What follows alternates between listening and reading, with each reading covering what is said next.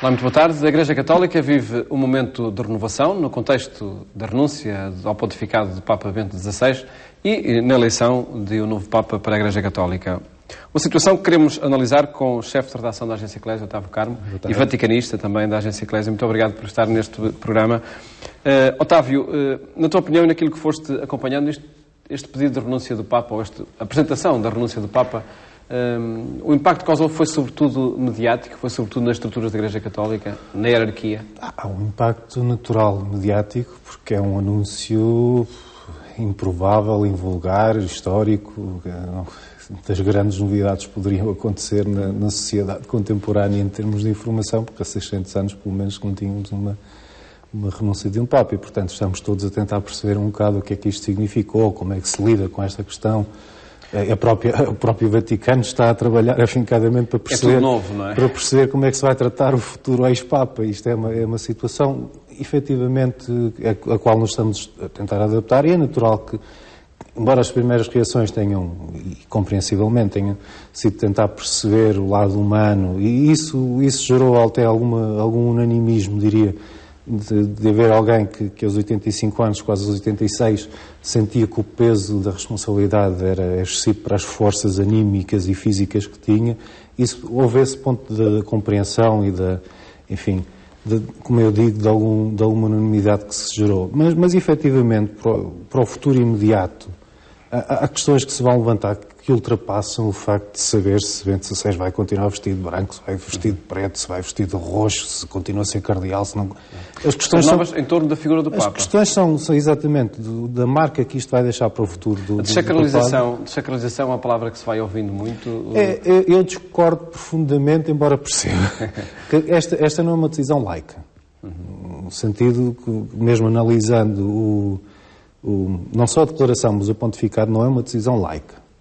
Portanto, é remetida por um âmbito que é um âmbito, enfim, que poderíamos considerar sagrado, até independentemente da religião, que é o âmbito da consciência. Ou seja, o Papa diz que decidiu em consciência, depois, enfim, de refletir muito e perante Deus ter chegado a esta conclusão, mas não há aqui quer dizer, eu não acho que isto seja explicitamente pragmático. No sentido de dizer, estou farto, estou cansado, eu não aguento mais, vou-me embora. Aqui um fim diferente dessa reforma.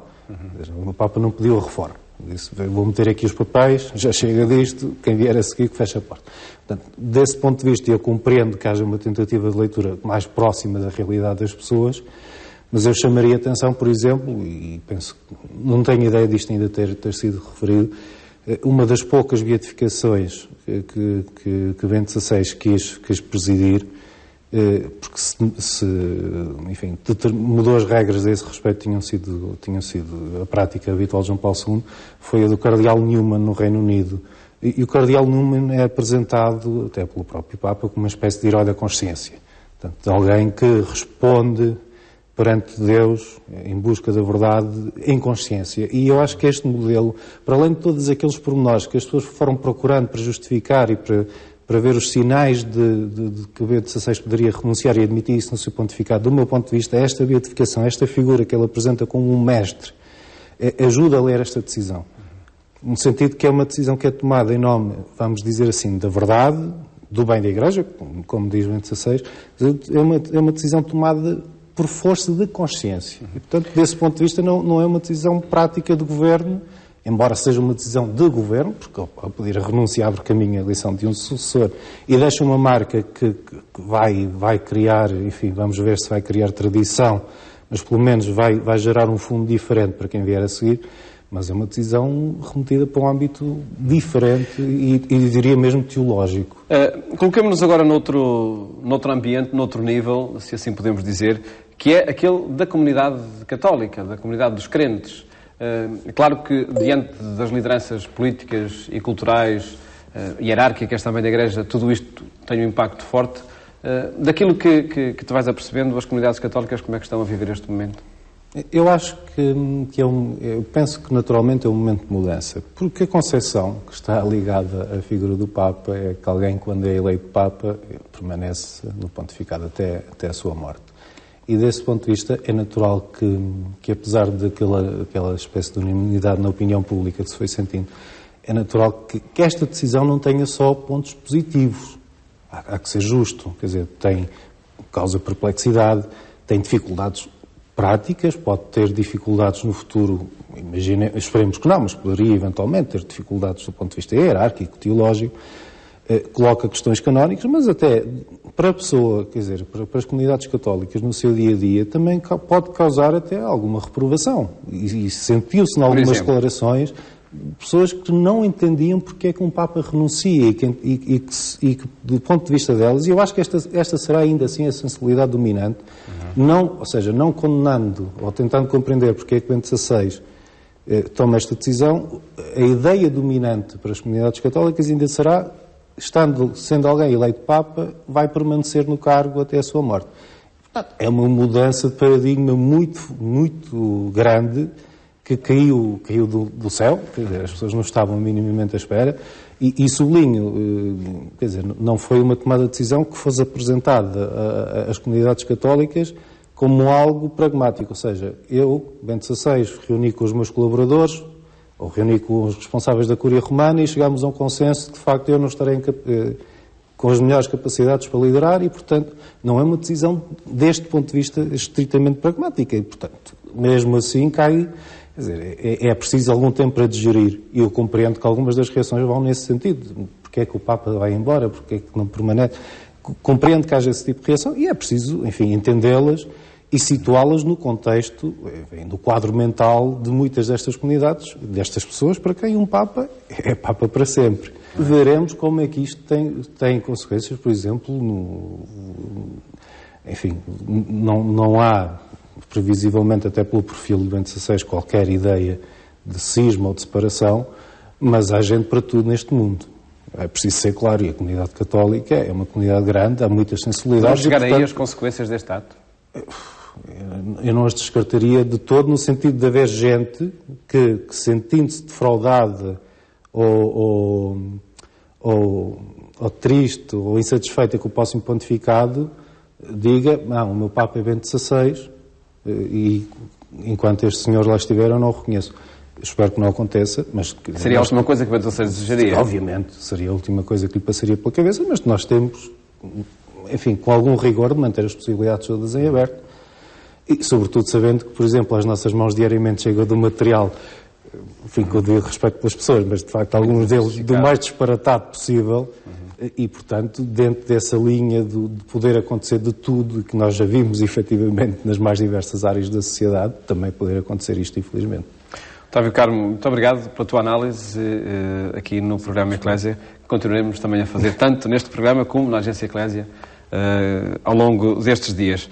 Já a seguir, regressamos aqui a este espaço, a Biblioteca do Seminário dos Olivais, de onde vos temos apresentado a rubrica com Dom Manuel Clemente, o passado e o presente.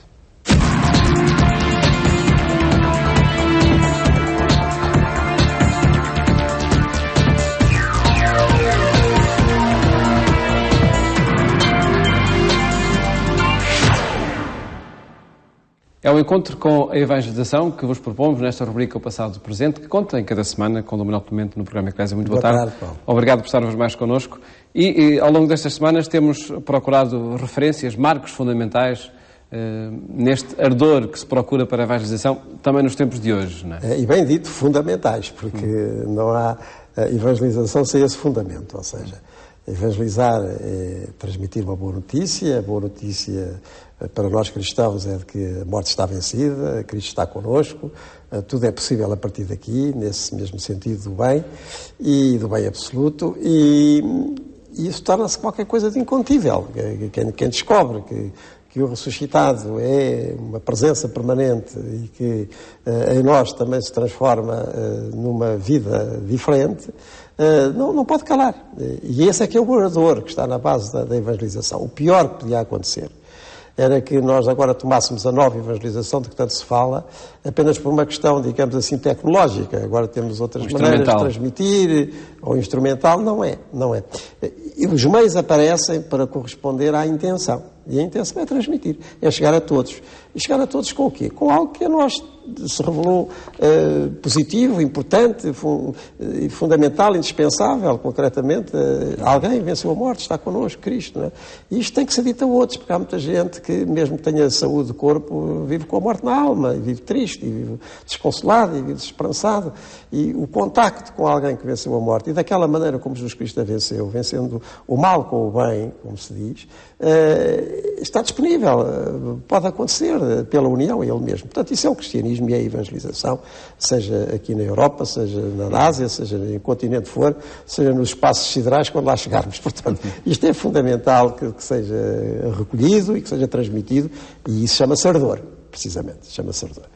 E nós já vimos dois casos que são muito importantes e muito retidos na memória da Igreja, o de São Paulo, que é assim, um convertido, diríamos, quase em estado puro.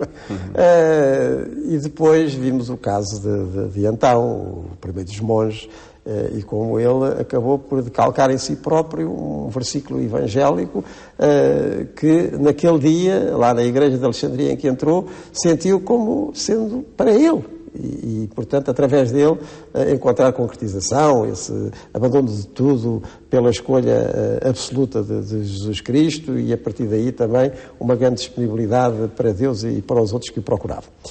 Hoje vamos ver um caso que é igualmente paradigmático e até literariamente famoso, não é? Que é o caso de Agostinho, de Santo Agostinho.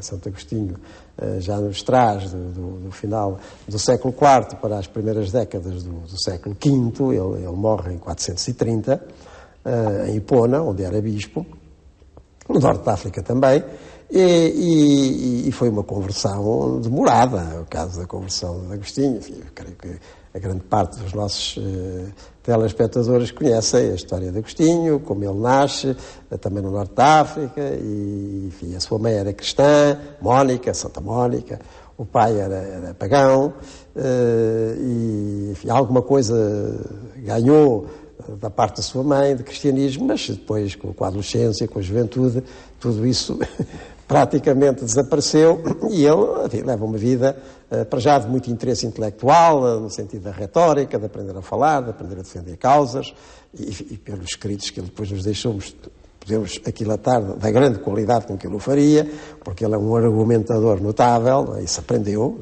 mas com pagãos.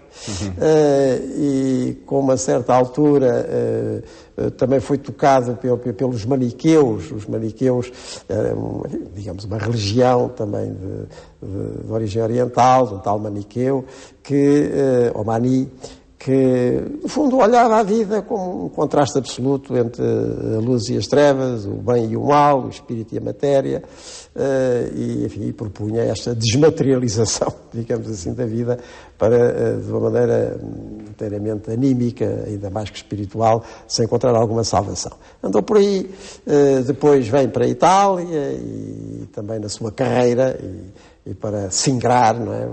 vai até Milão, e Pagão continua, mas vai ser atraído pela pregação e pela também grande oratória do então bispo de Milão, do final do século IV. E estamos a falar nada mais, nada menos do que Ambrósio de Milão. Santo Ambrósio de Milão era efetivamente um grande orador, enfim, era um funcionário administrativo da cidade, mas que a certa altura os cristãos escolhem para bispo e insistem, e ele acede ao episcopado em Milão, e é, repito, uma grande figura no Império, entre aspas, cristão romano do final do século IV. Eu digo entre aspas porque o cristianismo nunca tem uma realização política completa, mas enfim, chamava-se assim. E é uma grande figura dessa altura da história da Igreja. E a pregação de Ambrósio começa a insinuar-se em Agostinho. E a pregação de Ambrósio e a insistência de sua mãe, Mónica, que também vem para Milão e que, junto de Ambrósio, intercede pelo filho, e os dois, com certeza, junto de Deus, e até que a certa altura Ambrósio dirá à Mónica que não poderá morrer o filho de tantas lágrimas, porque ela rezava e chorava pela conversão do filho de Santa Mónica, repito.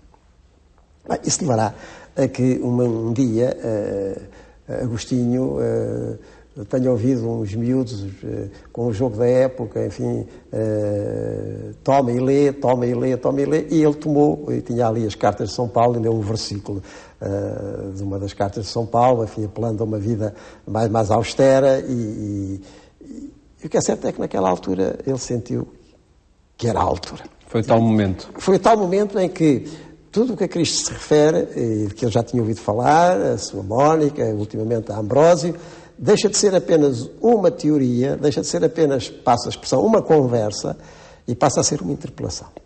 Isto agora é comigo. E daí que as coisas tenham precipitado no bom sentido, e ele seja batizado por Ambrósio em Milão, e começa outra vida de Agostinho. Outra vida de Agostinho, em que ele, depois de algum recolhimento, volta para o norte da África, vai para Hipona. Em Hipona será presbítero, será ordenado presbítero, depois será ordenado bispo, e ali ficou como bispo de Hipona até falecer em 430. A altura também muito complexa para o mundo à sua volta, porque no fundo é quase o fim do Império Romano do Ocidente, invasões bárbaras, grandes desafios práticos, porque eles estavam ali e não vinham com bons modos, os bárbaros, mas também teóricos, afinal de contas, onde é que está Deus, as perguntas que se faziam, como é que Deus protege ou não protege o Império.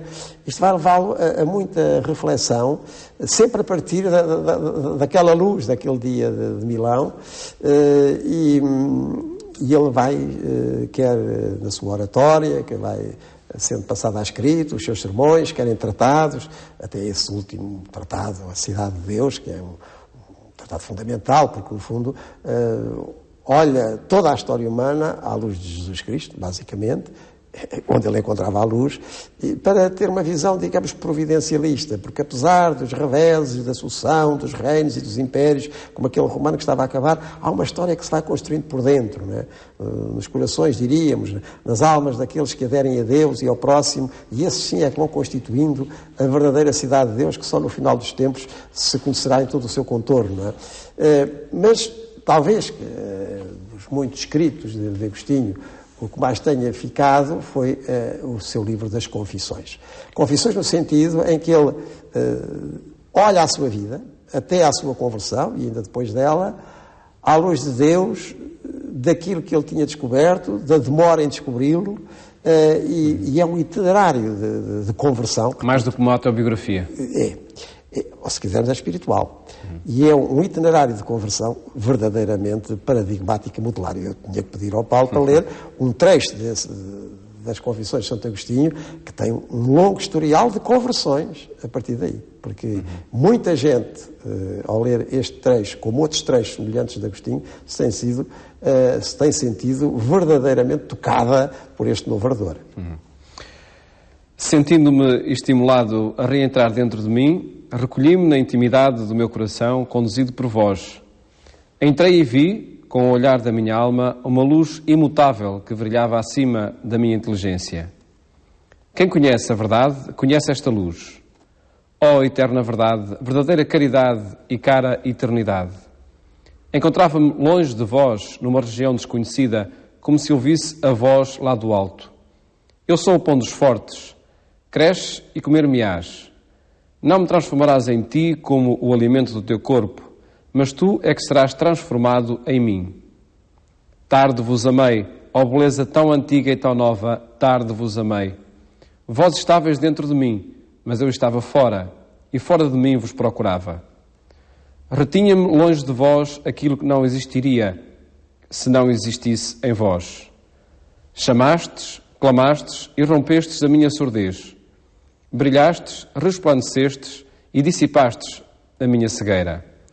Tocastes-me e agora desejo ardentemente a vossa paz. Aí está, é um trecho que dispensa qualificativos, porque se qualifica a si próprio, mesmo na beleza, traduzida, não é? Ele escreveu em latim, que era a língua dele, não é? Sero te amavit, tar-te amei, no fundo, a Deus e a Jesus Cristo, como ele depois, no livro das Confissões, acabará por dizer, porque não temos outra maneira de acolher a Deus, senão nessa sua comunicação humana, que em Jesus Cristo se encontra, e agora, ressuscitado, se torna presente, como se tornou presente a ele naquele dia. Mas eu saliento aquilo que o próprio Agostinho salienta, a luz, a luminosidade, não é?